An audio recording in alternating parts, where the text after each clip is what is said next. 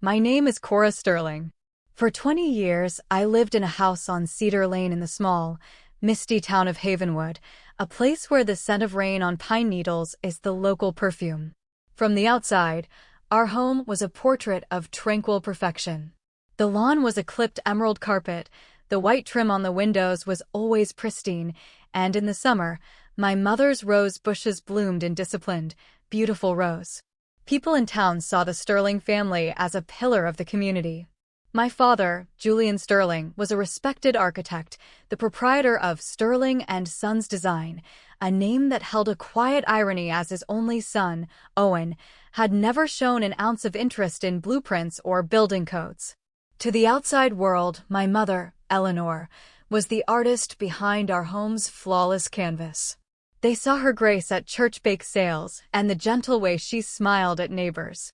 They never saw the unseen architect of that domestic peace, me.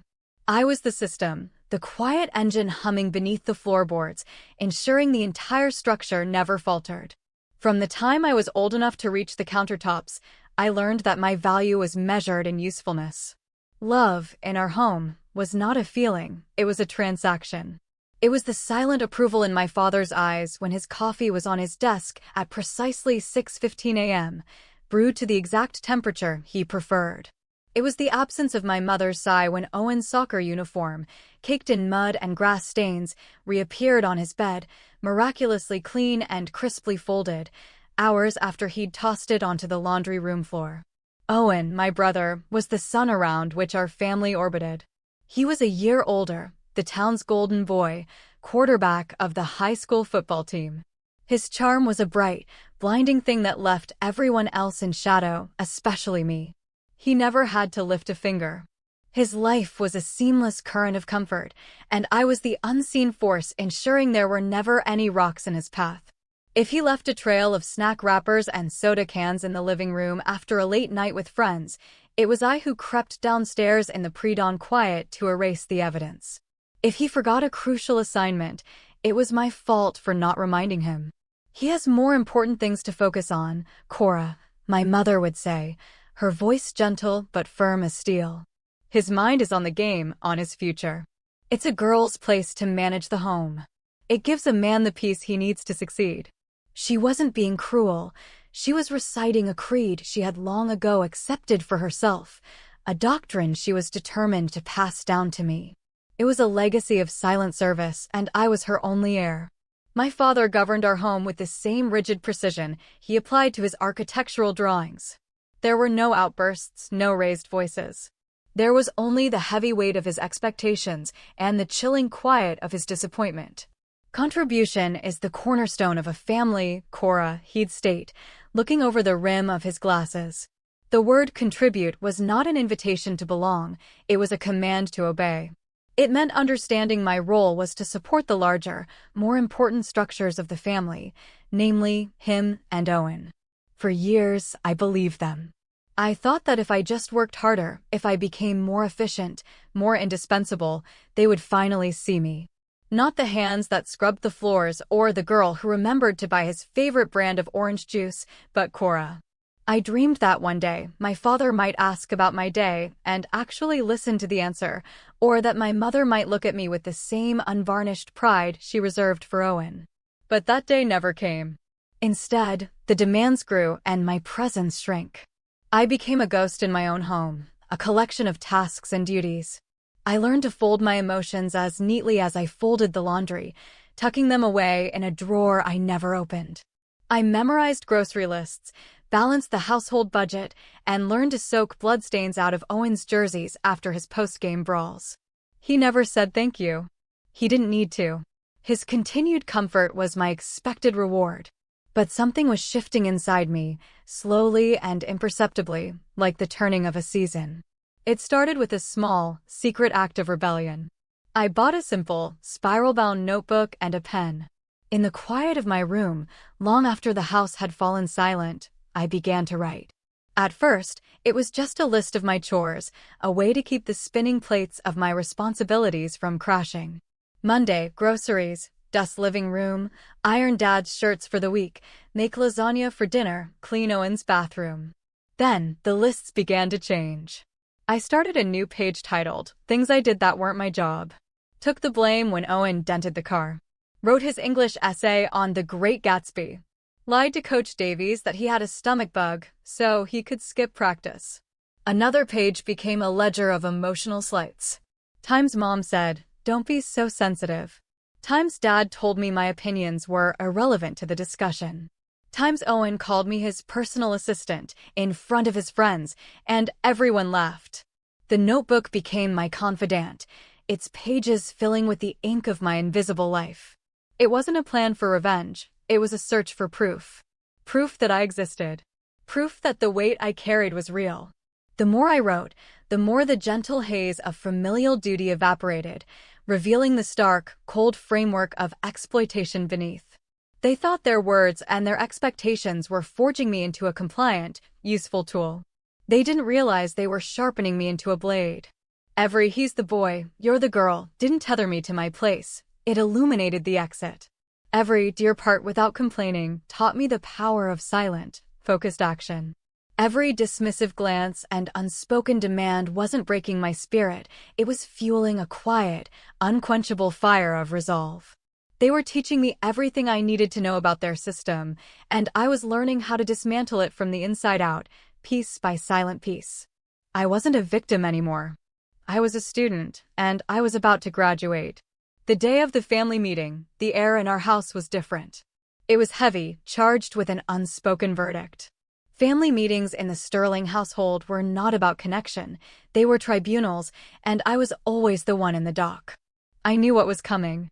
For the past week, I had been quietly, deliberately letting certain threads unravel. I hadn't cleaned Owen's room. I hadn't preemptively done his laundry. I had cooked dinner for the family, but I hadn't made him a separate, later meal when he'd sauntered in at 10 o'clock. I was no longer anticipating his needs. I was simply fulfilling my stated duties and nothing more. The backlash was inevitable. I walked into the living room that evening to find them arranged like a panel of judges. My father was in his imposing leather recliner, his fingers steepled. Owen was sprawled on the sofa, scrolling through his phone with an air of bored entitlement. My mother stood near the fireplace, her arms crossed, a posture of rehearsed disappointment. "Cora, sit down," my father commanded, his voice low and even. I remained standing by the doorway. A small act, but it shifted the balance of the room. I was no longer a child being summoned. I was a party to a negotiation. "Owen has expressed some concerns," my mother began, her tone soft and sorrowful, as if she were delivering sad news. "He says you've been neglecting your responsibilities. His room is a mess, his laundry basket is overflowing. He had nothing to wear for his awards banquet photo yesterday." I looked from my mother's pained expression to my brother, who didn't even bother to look up from his phone. "Owen is 19 years old," I said, my voice calmer than I felt. "He knows where the washing machine is." The silence that followed was sharp, crystalline. My father's fingers tightened. Owen finally looked up, a smirk playing on his lips. My mother's jaw clenched. "Watch your tone, Cora," she said, the gentleness gone, replaced by a metallic edge. "Your brother has pressures you don't understand. He carries the weight of this family's reputation on his shoulders. He deserves a peaceful home environment. He deserves a clean room and ironed shirts," she added, her gaze unwavering. "That is the least you can do to support him." I took a slow breath, the scent of lemon polish and old paper filling my lungs. I looked at the three of them, at the perfect room, the perfect facade, and felt a profound and weary sadness. They didn't just believe this. It was the foundation of their world. "And what do I deserve?" I asked quietly. The question hung in the air, an alien sound in that room. "I cook. I clean. I shop. I manage this entire house, and I do it while going to school myself. When is it enough?" "This is not a negotiation," my father said, his voice dropping to a near whisper that was more menacing than any shout. "You are a part of this family, and you will contribute. That is your purpose here. You were raised to understand your duties." "No," I said, the word soft but absolute. "I was raised to be your maid. I won't do Owen's laundry anymore. I won't clean up his messes. I won't be his servant." That's when he stood up. My father was not a large man, but in that moment, he seemed to fill the entire room. I saw a flicker of something in his eyes I had never seen before, not just anger, but a loss of control. He had built his world on a foundation of order and obedience, and I had just taken a sledgehammer to one of its pillars. "You have forgotten your place in this house," he said, his voice a low growl. I took an involuntary step back, my body remembering a primal fear my mind was trying to shed. He saw the movement, and it seemed to fuel his rage. He walked over to the mahogany side table, where his leather belt lay coiled like a sleeping snake. He had taken it off when he came home, a daily ritual. It was always there. He uncoiled it. The sound of the leather sliding through the buckle was unnaturally loud in the silent room. Owen sat up, his smirk fading into a look of vague interest. My mother did not move. She just watched, her face a blank mask. He didn't roar. He didn't threaten. He simply walked toward me, looping the thick end of the belt around his hand. The first strike landed across my back, the impact a shocking, fiery line that stole my breath. I didn't cry out. A strange, cold clarity washed over me. This was not a punishment. This was an answer. This was the final, brutal truth of my value in this house. The second blow caught my arm as I instinctively raised it to shield myself. The sting was electric, sharp. I stumbled, catching myself on the doorframe. Through the ringing in my ears, I heard his voice, tight with fury. "You will learn respect. You will learn to do as you are told." I looked past him, at my mother's stony face and my brother's detached curiosity. They were not horrified. They were not rushing to my defense. In their eyes, this was a necessary correction, a tool being put back in its proper place. They didn't see a daughter or a sister. They saw a rebellion being quashed. When he finally lowered his arm, breathing heavily, the silence rushed back in, thick and suffocating. I straightened up, my arm throbbing, my back burning, but my gaze was steady. The fear was gone, burned away by the searing pain, replaced by a calm so profound it felt like ice in my veins. This was not the moment that broke me. It was the moment that set me free. My voice, when I spoke, did not tremble. "I am not your servant," I repeated, the words clear and final. Then I turned and walked out the door. I didn't take a coat. I didn't grab my bag. I didn't say goodbye. I just walked out into the cool, damp Havenwood night, leaving the door open behind me. I wanted them to feel the draft. I wanted the silence I left in my wake to be the loudest sound they had ever heard. I didn't go far. The night was a cool balm on my burning skin. I walked with a purpose I hadn't felt before, my footsteps echoing on the damp pavement, a steady rhythm marking the first moments of my new life. Each step took me further from the pristine prison of Cedar Lane and closer to the only real sanctuary I had ever known. Maya Petrov lived 3 blocks away, in a house that was the polar opposite of mine. It was a cheerful, slightly chaotic home where the lawn was often a little too long, the windows were smudged with fingerprints, and the air always smelled of baking bread or simmering soup. Maya and I had been friends since kindergarten, our bond forged in the silent understanding that our home lives were worlds apart. Her porch light was on, a warm, golden beacon in the misty dark. I knocked, and when she opened the door, her bright smile faltered. She took in my face, the tearless shock in my eyes, the way I cradled my arm. She didn't ask a single question. She just stepped back, her expression shifting from confusion to a fierce, protective understanding. "Come in, Cor," she said, her voice soft. "Mom's making tea." That first night, I slept on the lumpy sofa in their den, cocooned in a quilt that smelled of lavender and home. Mrs. Petrov, a warm, bustling woman named Irina, had tended to the welt on my arm with a gentle touch and a sad, knowing look in her eyes, never pressing for details I wasn't ready to give. The pain in my body was a dull, persistent throb, but for the first time in my life, I felt a sense of profound peace. No one expected anything of me. The air was not thick with unspoken demands. I could just be. The next morning, I awoke to the sounds of laughter and the sizzle of bacon. The Petrov kitchen was a whirlwind of morning activity. Mr. Petrov was trying to fold the newspaper while buttering toast, and Maya was arguing good-naturedly with her younger brother over the last of the orange juice. Irina placed a plate of scrambled eggs in front of me. "You're welcome to stay as long as you need, sweetheart," she said, her hand resting on my shoulder for just a moment. It was a casual, loving touch, and it almost broke me. I just nodded, unable to speak past the lump in my throat. Days bled into a week. They cleared a small space for me in their crowded spare room, which also served as a home office and storage area. They set up a cot, gave me a small dresser, and told me to make it my own. It was a tiny corner of a cluttered room, but it was the first space in my life that felt entirely mine, a territory without expectation. My phone remained silent. In the first few days, I had checked it obsessively, a knot of dread and a foolish sliver of hope tightening in my stomach. I expected a barrage of angry texts, a summons from my father, a manipulative plea from my mother. Nothing came.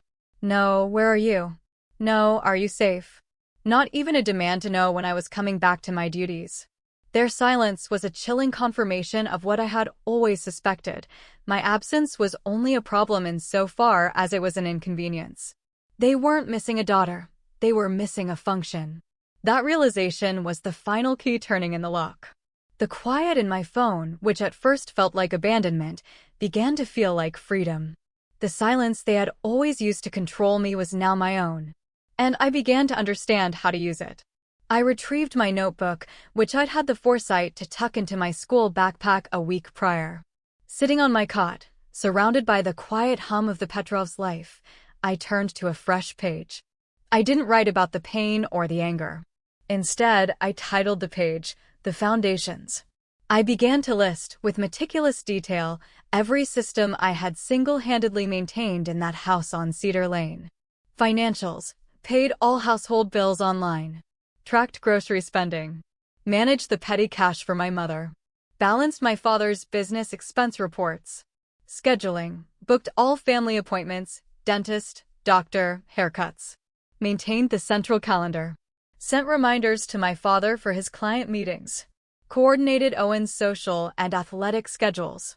Maintenance, knew the name and number of the plumber, the electrician, the HVAC guy. Scheduled the seasonal yard work. Kept a running inventory of household supplies, from light bulbs to laundry detergent. Social obligations, wrote and sent all thank you notes. Purchased all birthday and holiday gifts for extended family. Remembered the anniversaries and important dates my mother always forgot. Baked the cookies for the church bake sale that my mother took credit for. The list went on for pages. It was a blueprint of their lives, a detailed schematic of the support structure they took for granted. Looking at it, I didn't feel anger. I felt a sense of awe at the sheer weight of it all. I had been the architect, the engineer, and the entire construction crew of their comfort. And I had just walked off the job. With Maya's help, I took the first concrete steps to build a life of my own. I went to the bank and opened a new account, transferring the modest savings I had squirreled away from a summer job. I got a new phone number. I filled out the FAFSA for college financial aid, listing myself as an independent student due to family abandonment, a term that felt both legally precise and emotionally devastating. I was not planning a confrontation. I wasn't plotting to expose them. I didn't need to. The beauty of my plan, I was beginning to realize, was that it required no action on my part. I just had to stay away. I was going to let the natural entropy they had never been forced to confront do the work for me. They had built a beautiful, pristine house that was entirely dependent on a single, invisible support beam. And now I was gone. All I had to do was wait and listen for the sound of the cracking. The first tremors were subtle. About 3 weeks after I'd left, Irina came home from the grocery store, her brow furrowed. "I saw your mother today, Cora," she said, setting her bags on the counter. She looked frayed. She asked a stock boy to help her lift a case of water into her cart. Said her back was giving her trouble. I just nodded, a quiet stillness in my chest. I knew my mother's back was fine. What she lacked was the energy, the forethought, the sheer momentum that I had always provided, which had made her life feel effortless. That night, I added a new page to my notebook, titling it, "First Cracks." A week later, Maya showed me a picture someone had posted on social media. It was Owen, standing outside the Havenwood laundromat, looking utterly lost and furious, holding a garbage bag overflowing with his expensive athletic wear. The caption read, "Looks like the golden boy has to do his own laundry now, lol." He looked like a king who had just been informed he had to cobble his own shoes. I felt a strange pang, not of pity, but of a distant, clinical sorrow. He had never been taught to be self-sufficient. They had crippled him with their coddling. The reports kept trickling in through the small-town network. My father had been late to a major client presentation at his firm. A neighbor mentioned to Mr. Petrov that the Sterling's lawn was looking overgrown for the first time in years. The pristine facade was beginning to tarnish. Then came the first direct contact. A text message from my mother to my old number, which I still checked occasionally on my old phone. "Owen has his final scholarship interview on Friday. His blue suit has a stain on it. This nonsense has gone on long enough. It's time you came home and stopped being selfish. No, how are you? No, we're worried about you." Just a demand, wrapped in the language of my failure to serve.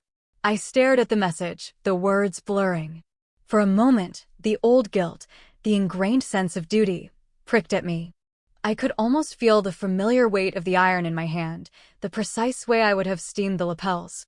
Then I looked around the Petrovs' cluttered, happy kitchen, and the feeling vanished. I deleted the message and blocked her number for good.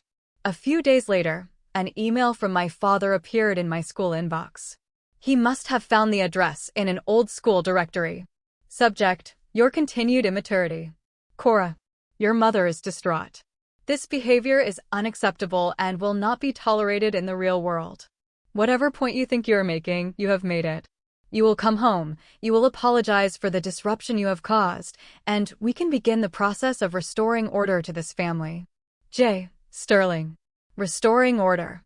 He still saw it as a logistical problem. A system that needed rebooting.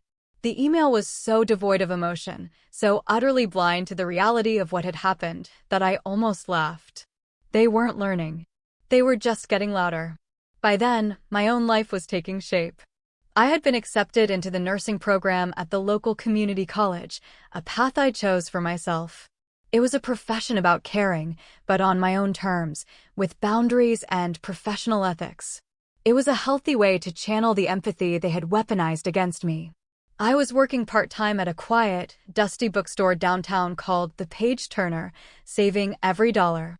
The Petrovs refused to take rent, so I contributed by cooking dinner twice a week and taking on a significant share of the household chores, not out of obligation, but out of gratitude.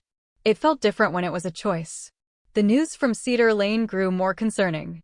A friend from my old high school told me Owen had bombed his scholarship interview. He'd shown up in a wrinkled shirt, looking disheveled and agitated.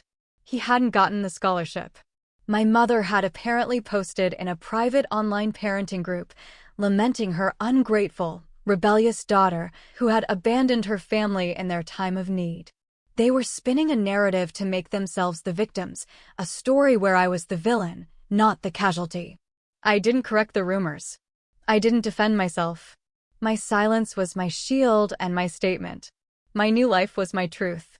One crisp autumn afternoon, about 4 months after I had left, I did something I hadn't planned. I packed a small cardboard box. Inside, I placed a few carefully chosen artifacts. The stack of handwritten chore lists from the refrigerator, with my name next to nearly every item. A faded birthday card from my 13th birthday, signed by my mother, "May you grow up to be a blessing to your family." A small, framed photo of Owen and me when we were children. He was holding a trophy, and I was standing slightly behind him, out of focus. And then I printed out my notebook. All of it. The lists, the ledgers, the timelines. I didn't edit a word. I simply bound the 72 pages together with a binder clip and placed them on top. I didn't write a note. I just sealed the box and, in the dead of night, left it on their front porch, right where the morning paper would be delivered. It wasn't an act of aggression. It was an act of accounting. I wasn't asking for an apology or demanding retribution. I was simply returning their data to them. This was the work. This was the cost. This was the life you built on my back. 2 days later, Maya got a text from a mutual friend who lived across the street from my old house. "Something weird is going on with the Sterlings. Julian hasn't left the house in 2 days. Saw him on the porch yesterday, just staring at a cardboard box. He looked like he'd seen a ghost.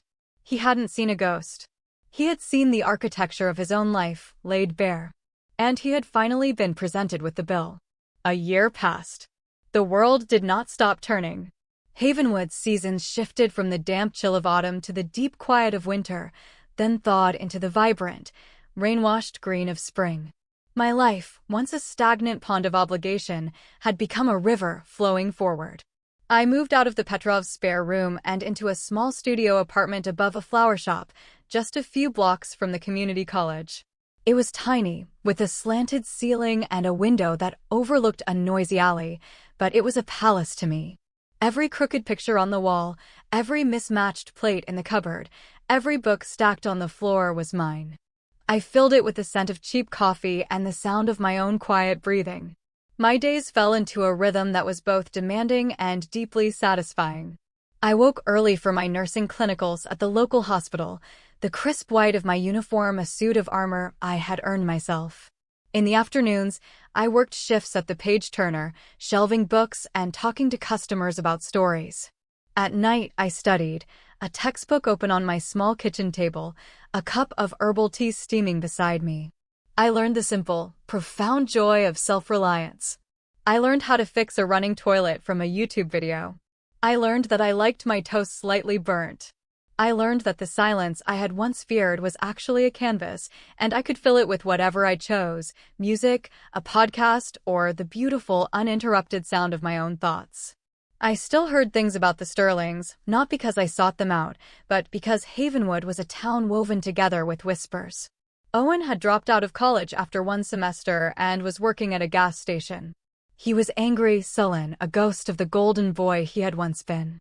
My father's firm, Sterling and Sons Design, had lost 2 major clients. His reputation for meticulous control had crumbled, replaced by rumors of missed deadlines and a volatile temper. My mother, I heard, had withdrawn.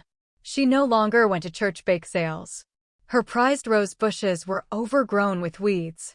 The house on Cedar Lane, once a beacon of perfection, was starting to look neglected. The white trim was peeling. The windows were dull. It was as if the life force of the house had been extinguished, and it was slowly succumbing to the gentle, persistent decay of the Pacific Northwest rain. I never felt a sense of triumph. Hearing these things brought only a deep, aching sadness.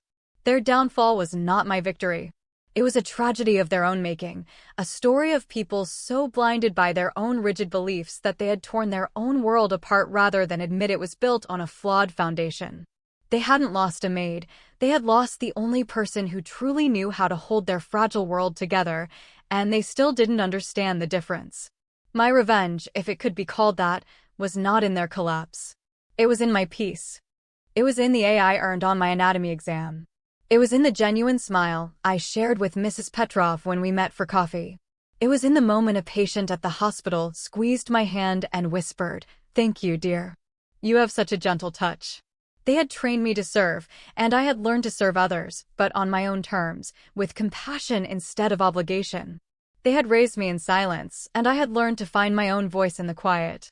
One rainy Tuesday afternoon, as I was walking home from my shift, my scrubs damp and smelling of antiseptic, I found a letter in my mailbox. The envelope was a pale, elegant cream. The handwriting was my mother's, a familiar, looping script I hadn't seen in almost 2 years. My name and address were written in the center, a stark admission that she knew where I was, that she had chosen this formal, distant method of contact. I stood there in the narrow hallway of my apartment building, the sound of rain drumming against the roof. I turned the letter over in my hands. My heart was not pounding. My hands were not shaking. I felt a strange and profound stillness, a sense of calm that came from knowing I was standing on solid ground of my own making. I thought of the girl who had meticulously cleaned a house that was not her home. I thought of the young woman who had walked out into the night with nothing but the clothes on her back and a fire in her soul. I thought of the years of silent service, the ledger of unpaid debts, the final, brutal crack of the belt. And I thought of the life I had built since, the friends who had become family, the purpose I had found. The quiet, unshakable strength that came not from forgetting the past, but from understanding it and then choosing to walk in a different direction. The letter held a world of possibilities. It could be an apology, a final, desperate demand, or a plea for a reconciliation I wasn't sure was possible. But for the first time, the choice was entirely mine. The power was no longer in their hands, in their house, in their suffocating silence. It was here, in my hand, in the quiet of my own hallway. I slid my key into the lock of my apartment door, the letter still held loosely in my fingers. I didn't know if I would open it tonight, or tomorrow, or ever. But I knew that whatever it said, it could no longer break me. I had already put myself back together. I stepped inside, into the warm, safe quiet of my own life, and gently closed the door.